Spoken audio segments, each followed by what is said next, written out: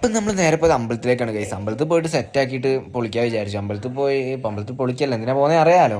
അപ്പോൾ പിന്നെ നമ്മൾ അമ്പലത്തിൽ പോയി ചന്ദ്രൻ കിട്ടിക്കഴിഞ്ഞാൽ അവിടെ തൊടാൻ പ്രത്യേകിച്ച് കണ്ണാടി അങ്ങനത്തെ സെറ്റപ്പ് ഒന്നും ഇല്ല. അതിനെക്കൊണ്ട് തന്നെ നമ്മൾ ക്യാമറ ഓൺ ആക്കിയിട്ട് തുടരണം, ഇല്ലെങ്കിൽ നമ്മൾ സ്വന്തമായിട്ട് തുറണം. അല്ല അങ്ങനെ എങ്ങനെയും തുറണം നമ്മൾ.